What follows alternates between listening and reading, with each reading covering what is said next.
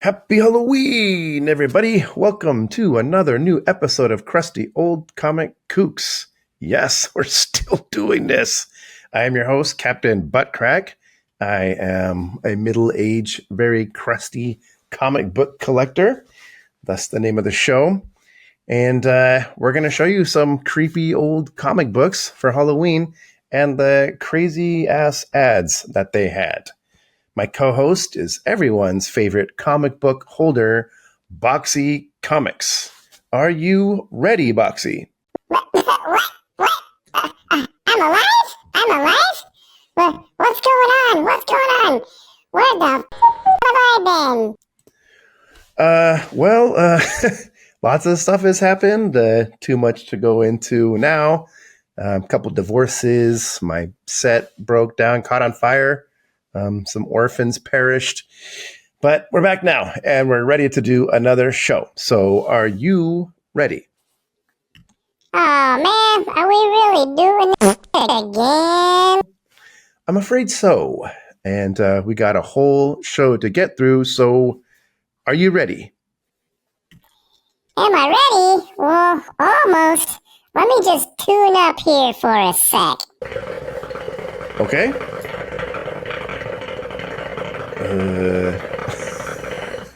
Are you ready now? Almost. Oh boy. Are you ready now? Just about. Bro, come on. We have a lot of stuff to get through. Okay, I'm ready. Good Lord. Are you going to be able to do this show? What show? All right. Let's just get going. For this spooky episode, we're going to do 2 comic book tales. Scary stuff. The first of which is The Witch's Cauldron. Whoa. How about this gruesome cover? Kind of bummed they covered so much of the art, but it still looks gross and gorgeous. And this is from the 1990s reprint of the classic EC Comics. This is The Haunt of Fear. EC Comics, or educational comics, pretty much started and popularized the horror comics genre, but then got shut down by censorship and a bunch of dumbasses in the government. They were sensational then, and they're still pretty shocking even today. They had several amazing artists and different styles. And this cover and the story was done by Graham Ingalls. Here he is. He was famous for his melty faces and grotesque expressions. Like many great artists, he had a bit of a tortured existence. He was a heavy drinker, not that I can relate to that. And he ran out on his family and renounced the horror comics he did for EC. Sounds like he kind of got it together in his last years, but can you believe he would announce this stuff, Boxxy? What? What the am I even looking at? Bro, is that a face or a tree? What are them ghoulies doing back there? Yes, it's a hell of a splash page. It's a swamp story, so it's cool how he drew the witch's face to look like a tree you might see in the swamp. The hand totally looks like a tree. Also, great pun here. Horror-wee. How's by you? Yeah. EC Comics were known mixing humor and horror, and they sure loved them puns, which was carried on by the Crypt Keeper. All right, page 2. Our story starts with a poor soul getting lost deep in the swamp. I am fairly old, so I remember how scary being lost was somewhere out in the woods when it was dark. No GPS, no cell phone. You were on your own. If you had a map and a flashlight, you're lucky. If you didn't, you're just driving around hoping for the best. And I don't know if you've ever been in a swamp, but they are extra spooky, especially at night. Okay, so this helpless traveler meets this super gross, scary guy, and as soon as his brother appears in the next page, things go bad. And I love the the great use of negative space on panel 3, making the background white to highlight the size of the monster guy. And then the amazing face reveal on panel 4. Look at those teeth. And 5, look at this word balloon. It's beautiful the way it falls to the ground as he's being knocked down and beaten. Kind of hard to pronounce, though. Keep away, arg. Next page, the brothers get rid of the car in the bog. It's actually a great spot to live for a murderer. If you're a murderer, you might think about living in a swamp. Really easy to get rid of the bodies. I will say some of the panels are kind of hard to make out, but maybe that's on purpose. I mean, it is dark and scary and hard to see in a swamp, and things are kind of murky, so it could be just an artistic choice. Now we get a little closer look at the brothers, especially Everett, the scary Everett, and he reminisces about chopping up the ladies. Everett! Excuse me? Everett! Did you want to say something about Everett? That's a cool name, man. Everett. Did you ever notice how weird sound word? Sure, buddy. We'll get back to that subject later. Everett. Okay, next one, he sorts himself out. The next page, we're looking. Everett is reminiscing about the other victims they've dismembered and thrown their body parts in the swamp. Also revealing that his brother has to keep helping his older brother kill so he doesn't get killed himself. The things we do for family. All right, it's nighty-night for the boys, but then in the swamp. This next page here is a perfect example of what makes EC Comics great. The copy and the art together is just amazing. I'll read it in my scary voice. Ahem. Beneath its sucking surface. Can you tell me about your sucking surface? The dismembered parts of 3 bodies, a woman's, a salesman's, and a doctor's, bump together, turning lazily, melting, fusing, reorganizing themselves until a stringy-haired, rotted woman's head bobs to the surface. Oh, I forgot the pulpy hand reaches into the bayou night. A stringy-haired, rotted heads, for fuck's sake. A pulpy hand reaches into the bayou night. A stringy-haired, rotted woman's head bobs to the surface. Another follows. A plump salesman's face appears. And then the recently murdered doctor rises. That is some good writing right there. I don't know if you see that kind of writing in comic books anymore. Okay. Next page. The swamp, I guess, has put everyone back together to wreak havoc on the little brother. And look at his amazingly freaked out face. He thought his older brother was ugly. Everybody's fused incorrectly. Woman's head on the salesman's torso, the plump salesman's torso. Doctor on the woman's torso. It's a mess. But the art is delightfully gruesome. Looks like expressionist art, because, it's so expressive. Another cool thing is the lack of straight panel borders. The art edges over, and instead of a straight line, it comes out. It's very rough and organic looking, kind of adds to the unhinged quality of the work. And then we have the final page with the bodies, with the younger brother being carted off to the swamp for some reorganizing. And then the last panel with the big payoff. Everett brother's body has been reconstructed all crazy. This may not seem that gross in this era of gore on TV, but in the 50s, to a little kid, this would have been an absolute shocker. Total mind melter. I love Everett's reaction too. Choke? Genius choice putting the witch upside down in the last panel as well, adding a little humor to the scariest. Classic EC. What did you think of that story, Boxxy? I loved it, especially the end. But what's gonna happen to the brothers? That is a good question, actually. Both seem to be alive. There's no reason why they can't keep killing people, I guess. Now, to our next title, a bewitchingly weirdy from DC's The Witching Hour.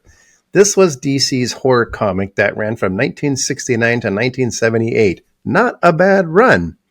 EC horror comics were decimated in the 50s, but things relaxed with the comic code, and they had horror comics made a comeback in the 60s. Like, not quite as gross, but they made a comeback. Like most horror stories, most horror comics, they really hit you in the brain with a cover that is a shocker and cool as hell. So this one is a doozy. I think they should actually add a giant skull on Mount Rushmore. And a little witch, too. Okay, The Witching Hour has 3 witch horror hosts, like EC Comics did. But for Witching Hour, 3 witches: Cynthia, Mildred, and Mordred. Cynthia is the hip one, Mildred is the gluten, and Mordred is a witch. I guess they're based on. I read this online. I would never be smart enough to figure this out. They're based on Macbeth, the classic 3 witches. So the old crone, the young, sexy one, and then the motherly one. I don't know. I'm not smart enough to figure that stuff out. But it's cool that they kept the spirit of the 3 horror hosts going through this more modernized version of the old EC horror comics. Okay, page 1. The cover story is The Mountain of Fear, narrated by Mordred. The artist is Bill Payne, who, although very talented, did not do a lot of comics. Could not find hardly anything about him, besides he's Canadian. All right, the story starts with the classic double cross of a crook throwing his associate in a lime pit so he can keep all the money. I love this first panel so much. These gross, melty faces are wonderfully illustrated. You can practically smell the flesh being burned off. Soon after the murder, the badder guy, decides to get his portrait drawn. Of course he does. That's what one does after a murder. But something unexpected happens when the artist finishes his portrait, and it's his dead partner's face. Woo! How scary is that? What's scary about that? I don't get it. Whoa! You look amazing. Really? Thanks. I got a new haircut, and it's really giving me confidence. I think I'm ready to make my computer dating video. Hello, my name is Boxxy, and I'm a lot of fun. I like long walks on the beach, steamy baths in the lime pits, and dying horrible deaths. Just looking for that right lady to push me off a cliff. Are you the one I'm looking for? I have a big penis too, but it's totally flat. Bye now. Wow, thanks for that. How could any lady say no to that? All right, if you want to date Boxxy, just leave your bank account number in the comments and we'll get that started. Okay, our crazy cook is understandably upset and books it, leaving the artist confused because he drew a normal portrait of him. And as the villain runs through the streets, he has had another encounter with his murdered buddy in the form of a building gargoyle that has a rotting face. He sees the melt, and then after that, he sees his partner's melty face in the mirror. All right, the next page is an ad page, and you can buy quail eggs, alligators, and seahorses. I mean, back then, you literally could buy animals from comic books, obviously a crazy time. You could practically start a zoo with all the animals they're selling. And actually, you're buying the eggs for most of them, and I don't think that these animals live that long, sadly. And below is a very baffling ad to become a member of the DC Superstar Society. You sent an envelope for a chapter you prefer, then they sent you a quiz and an ad for the stuff you get when you join. Kind of a crazy idea, and I've seen this ad before and just didn't even look at it. But then once I saw what you get, it's actually pretty cool. You get the quiz first and all the paperwork, and then you mail them $4 and you get a bunch of posters and other doodads. Seems complicated, but probably fun for a kid. More fun than eggs that don't hatch or a baby animals that die right away. Okay, next page. Our hero decides he needs to get away to a place where there are no statues or pictures or nothing to remind him of his victim. A place with no statues or pictures. How about Mount Rushmore? Oh my God! Is he? Yes, his big brain move here. Only four gigantic flirpin faces staring at you. Very smart to go to Mount Rushmore. Well, our hero decides to climb to the top of the mountain for some reason and shoot his partner Hyde's face. Hyde is the name of his partner.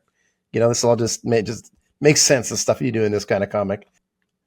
Well, the nighttime park rangers are a little concerned about a crazy guy with a gun climbing Mount Rushmore and screaming, so they are determined to save him. I guess you can kind of predict what's going to happen next. Yep. A bunch of wind comes out of the giant skull's nose and blows him off the rope. Exactly as we all knew it would. I absolutely love his death knell. Yay! Hope I yell something that cool when I meet my doom. Yes, a sudden gust of wind brought the murderer to his final resting place at the witching hour. That is it, and that was some scary stuff. And a valuable tip: if you're gripped by guilt and hallucinating the face of someone you've killed, don't go to Mount Rushmore. Speaking of scary stuff, what are you going to be for Halloween, Boxxy? Who, me? Yes, you. Who else would I be talking to? Oh, I got a good costume. Close your eyes. Closing my eyes. Okay, open them. All right, let's see it. Bro, what is that? That's so gross. I'm you. I'm Captain Buttcrack. Don't I look just like you? Oh, wow. Well, what the hell, man? Is that what I look like? I don't really see it. I even sound like you. Watch. Hello, folks. This is very nice to see you. I'm Captain Buttcrack, and this is my fine show, Crusty Old Comics Kooks.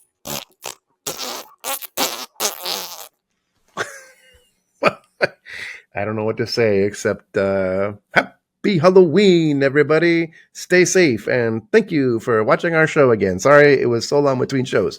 Should be faster from now on. Boxxy, you want to say goodbye? Follow all the safety rules, kids. Follow what your folks say, too. Happy Halloween!